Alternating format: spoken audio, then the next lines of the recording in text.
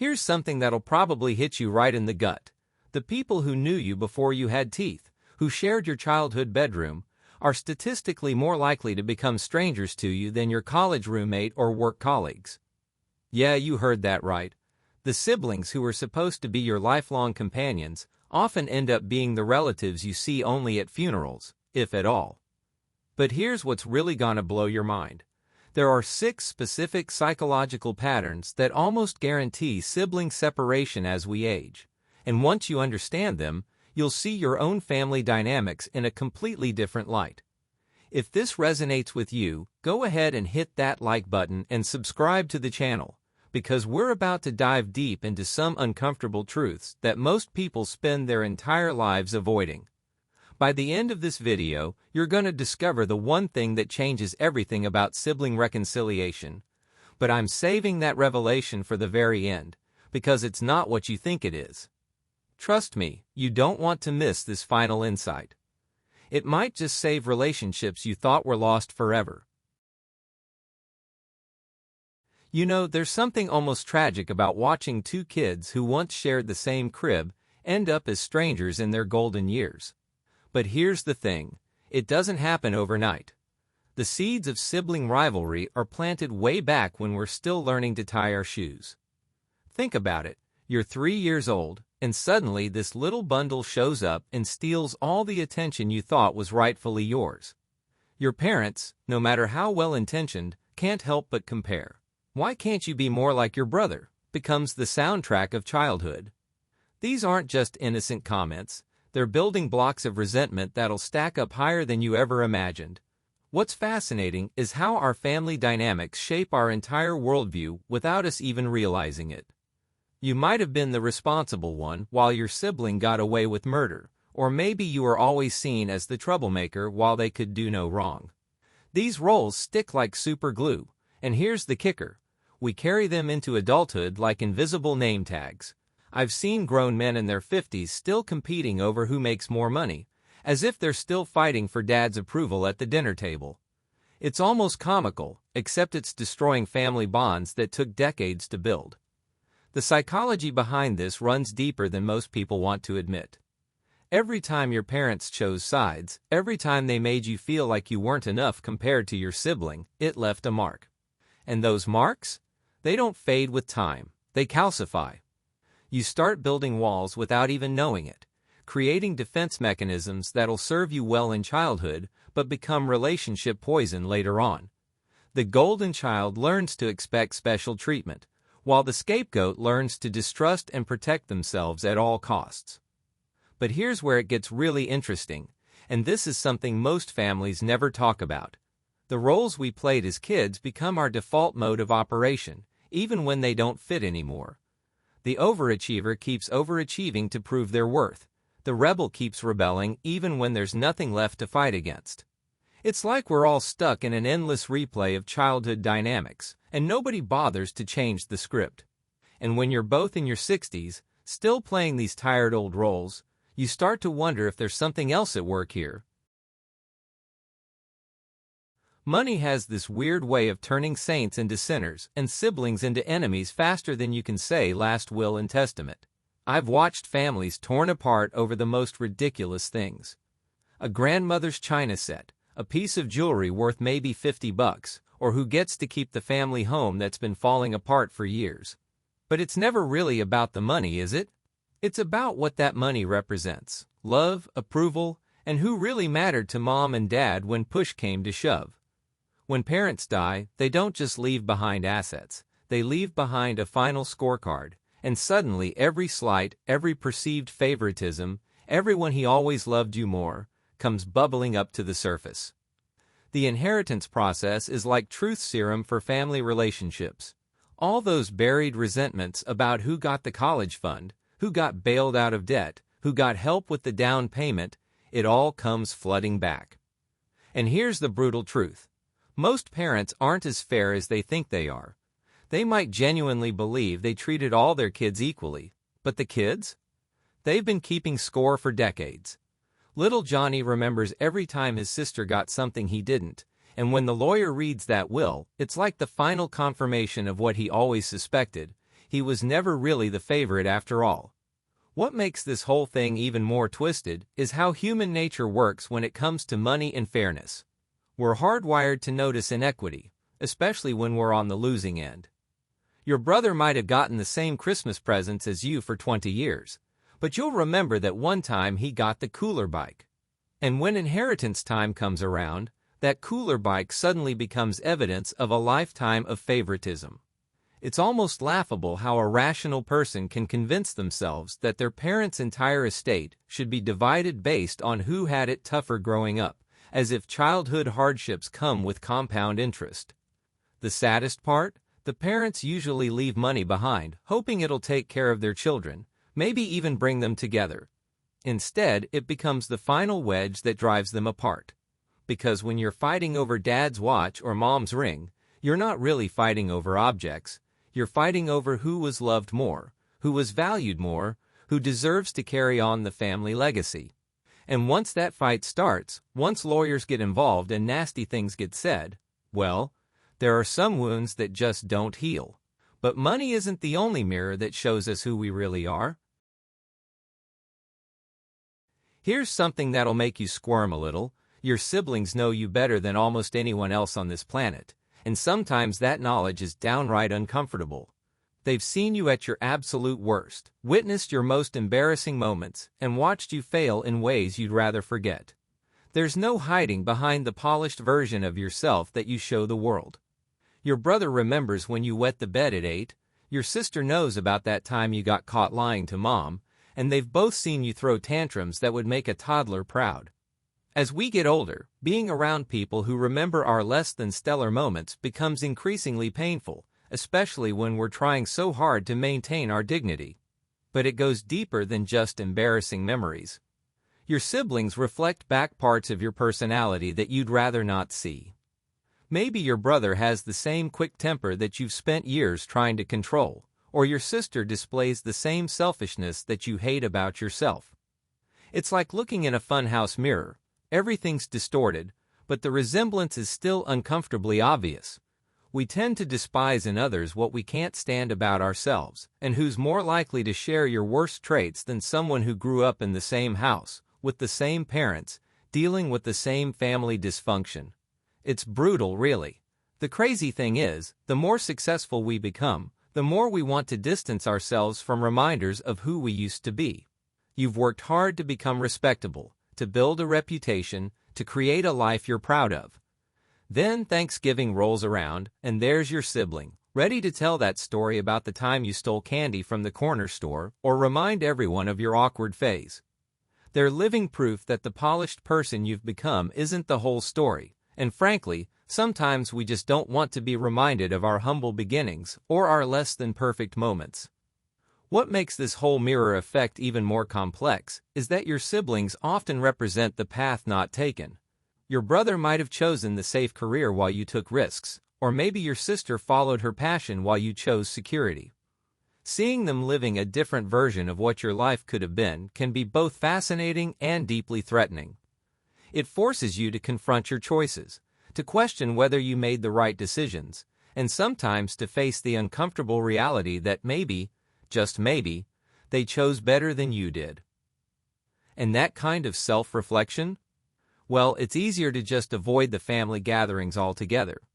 But there's more to this story of separation than just uncomfortable truths. Life has this funny way of taking kids from the same family and turning them into completely different people. One becomes a doctor, the other works construction. One moves across the country chasing dreams, the other never leaves the hometown. One gets married and has kids, the other stays single and travels the world.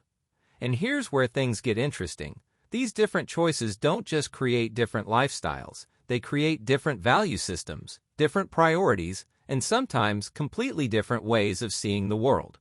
What started as simple life choices can evolve into fundamental disagreements about what really matters, and before you know it, you're looking at your sibling like they're speaking a foreign language.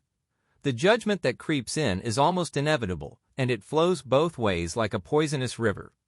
Take two brothers I know. One's a successful investment banker pulling down 7 figures, The other's a high school teacher who coaches Little League on weekends. The banker looks at his brother and thinks, if only he'd been more ambitious, taken some risks, maximized his potential. Meanwhile, the teacher looks at his wealthy brother and thinks, he's forgotten what really matters, prioritized money over meaningful relationships, become everything wrong with our society. Neither perspective is entirely wrong, but both are incomplete, and that's where personal growth gets stunted, when we define ourselves not just by what we've accomplished, but by what we haven't become. Success, ironically, can be the biggest relationship killer of all. When one sibling makes it and the other doesn't, it creates an uncomfortable dynamic that nobody wants to talk about. I've seen this play out countless times. The successful sister who stopped inviting her struggling brother to dinner parties because she's tired of his comments about her fancy lifestyle, while he stops attending family gatherings because he's sick of feeling like the cautionary tale. The wealthy brother picks up every dinner check and wonders if that's the only reason people want him around. The struggling sister stops showing up because she's tired of feeling like the family's charity case, and any chance of reconciliation gets buried under layers of pride and assumption. But here's the thing that really gets me. Sometimes the sibling who seems less successful by society's standards is actually happier, more fulfilled, more at peace with their choices. The millionaire might envy his brother's simple contentment and close relationships with his kids, while the brother might wonder what it would have been like to have financial security and travel opportunities. Neither fully appreciates what the other has accomplished or sacrificed, and instead of learning from each other's different approaches to life, they retreat into their separate worlds. Each becomes living proof of the other's road not taken, a constant reminder of different choices and their consequences. And when you add wounded pride to this mix of judgment and envy, well, that's when things get really complicated, because some wounds run so deep they never show on the surface. There's something almost heartbreaking about families that can't talk about the elephant in the room. You know what I mean, that thing that happened 20 years ago that nobody mentions anymore, but everybody remembers. Maybe it was the time your brother borrowed money and never paid it back, or when your sister didn't show up for your wedding because she was too busy. Or that comment your father made comparing you to your sibling that cut so deep you can still feel it decades later. These wounds don't heal with time like we tell ourselves they will. They fester, they calcify, and they build walls higher than the Berlin Wall ever was. What's fascinating about family wounds is how they compound over time, like emotional interest rates that nobody wants to calculate. The original hurt might have been relatively small, a missed birthday, a forgotten promise, a moment of thoughtlessness, but because it went unaddressed, it grew. Every subsequent interaction gets filtered through that original wound. Your brother's innocent comment becomes proof that he still doesn't respect you. Your sister's busy schedule becomes evidence that you're still not a priority in her life. Pretty soon, you're not responding to what's actually happening. You're responding to years of accumulated pain and assumption. The pride factor in all this is absolutely killer. Nobody wants to be the first one to admit they were hurt, because that feels like admitting weakness. So we pretend we're fine, that it doesn't matter, that we've moved on. Meanwhile, we're keeping a mental ledger of every slight, every disappointment, every time they proved our suspicions right. We become masters at reading between the lines, finding insults where none were intended, and building cases against people we once loved unconditionally. The irony is that by trying to protect ourselves from further hurt, we guarantee that the relationship will never heal. Here's what really gets me about unspoken wounds. They rob families of the chance to actually understand each other. That brother who never paid you back? Maybe he was going through a financial crisis he was too ashamed to discuss. That sister who missed your wedding? Maybe she was dealing with depression and couldn't face a big social event. The parent who made that comparison? Maybe they thought they were motivating you, not destroying your self-esteem. But because nobody talks about the hard stuff, because we all retreat behind our walls of hurt pride and self-protection, we never get to hear the full story. We never get the chance to forgive, to understand, or to rebuild. And time? Time doesn't heal these wounds, it just makes them harder to reach. But there's something about mortality that changes everything if we let it. Funny how death has this way of putting everything in perspective, isn't it? You spend decades building walls, nursing grudges, and convincing yourself that you're better off without certain family members in your life. Then mortality comes knocking, maybe through your own health scare, maybe through losing a parent, or watching a friend face their final days, and suddenly all those important principles you've been standing on start looking pretty silly. I've seen the toughest, most stubborn people completely melt when they realize their time on this earth isn't unlimited. That brother you haven't spoken to in 15 years? When you're staring down your own mortality, those 15 years feel like 15 minutes of wasted opportunity. The mathematics of aging are pretty brutal when you really think about them. If you're 60 and you haven't spoken to your sibling in a decade, how many good years do you realistically have left to make things right? 5? 10 if you're lucky? And here's the kicker, those years are going to fly by faster than the decades that came before them. Suddenly, that grudge you've been holding doesn't feel quite as justified when you realize you might be taking it to the grave. All those conversations you could have had, those memories you could have made, those moments of connection you could have shared, they're gone forever, and no amount of being right is gonna bring them back. There's something profound that happens when you start attending more funerals than weddings. You see families gathered around caskets, and you watch the regret on people's faces, not regret for what they said, but for what they never said. The apologies that never got spoken, the I love yous that got stuck behind pride, the reconciliations that got postponed until someday. You start to realize that all the things you thought were so important, who was right, who was wrong, who owed whom what, none of that matters when someone's gone forever.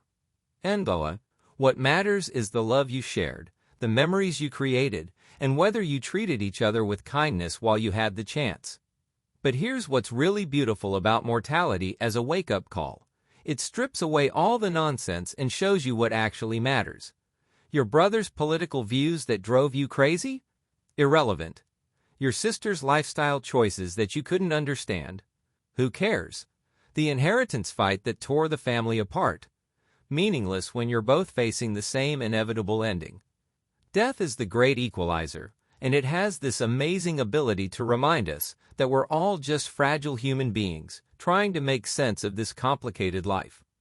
The question becomes, are you gonna let pride and old wounds rob you of whatever time you have left with the people who share your blood, your history, and your earliest memories? Because once that final goodbye is said, there are no do-overs, no second chances, and no amount of regret can bring back a single moment you could have spent choosing love over being right. So here we are, at the end of this journey through the psychology of sibling separation, and I promised you a revelation that could change everything. Here it is. Every single pattern we've discussed, the childhood foundation, the inheritance wars, the mirror effect, the different paths, the unspoken wounds, even the mortality wake-up call, they all have one thing in common. They're all based on the illusion that you have unlimited time to make things right. But you don't. None of us do. The uncomfortable truth is that you're making a choice right now, in this very moment. You're either choosing to let these patterns continue running your family relationships on autopilot, or you're choosing to interrupt them. That brother you haven't called in months? That sister you've been avoiding because of some stupid argument? That family gathering you've been dreading? These aren't just random events happening to you. They're opportunities you're either taking or letting slip away forever. Here's what I want you to do right now, and I mean literally right now. Think of one specific sibling relationship that's been damaged by any of these patterns we've discussed. Maybe it's the inheritance mess. Maybe it's old childhood wounds. Maybe it's just the slow drift of different life paths. Got that person in mind? Good. Now ask yourself this question. If you knew for certain that you only had 6 months left with this person, would you still be holding on to whatever's keeping you apart? Would those old hurts still feel worth maintaining? Would your pride still be more important than connection? If this video resonated with you at all, if you recognize even one of these patterns in your own family story, then do me a favor. Hit that like button right now and subscribe to this channel, because we need to keep having these conversations. We need to keep shining light on the uncomfortable truths that most people spend their entire lives avoiding. And here's the thing. The algorithm only shows content like this to more people when you engage with it. Your like and subscription literally helps other families who might be struggling with the same painful separations we've talked about today. But more importantly, don't let this just be another video you watched and forgot about. Take action. Make that phone call. Send that text. Plan that visit. Because understanding these patterns is worthless if you don't use that understanding to actually rebuild what's been broken. Your future self, and maybe even your siblings, will thank you for having the courage to choose connection over comfort, love over being right. What are you waiting for?